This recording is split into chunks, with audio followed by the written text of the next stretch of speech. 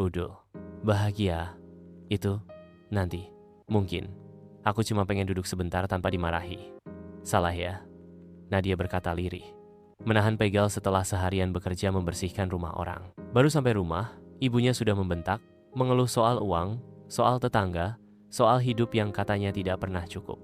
Kerja juga, cuma dikasih makan, bukan digaji. Malu nggak sih hidup numpang belas kasihan? Suara ibunya membentak dari dapur, membuat Nadia hanya bisa mengangguk dan masuk membantu, meski tangannya masih gemetar karena lelah.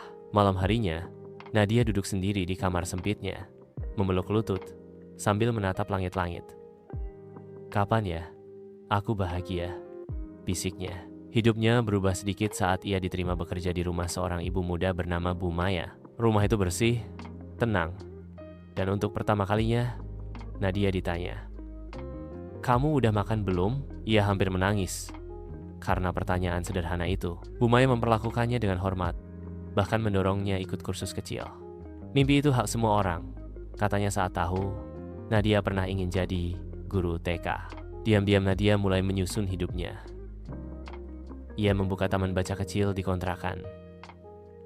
Anak-anak datang, membaca, dan memanggilnya Bu Nadia.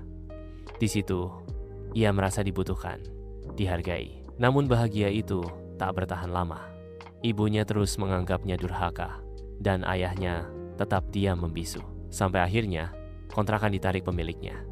Taman baca harus ditutup. Aisyah, salah satu murid kecilnya, memeluknya erat dan berkata, "Bu Nadia, nanti kalau aku udah bisa baca, ibu masih ingat aku ya?" Nadia hanya bisa menjawab, "Ibu gak akan lupa siapapun yang pernah bikin ibu kuat." Sekarang, ia tinggal di kamar kos kecil, bekerja serabutan demi bertahan. Buku-bukunya masih ia simpan, walau tak punya ruang untuk berbagi lagi. Satu malam, tubuhnya tumbang. Lelah. Terlalu lama menahan semuanya sendiri. Di lantai dingin, ia menangis dalam diam dan berbisik, "Kalau bukan hari ini, kapan aku bahagia?" Tak ada jawaban. Tapi keesokan harinya, ia bangkit lagi. Karena meski tak tahu rasanya bahagia, ia tahu dirinya pernah membuat orang lain tersenyum. Dan itu mungkin cukup.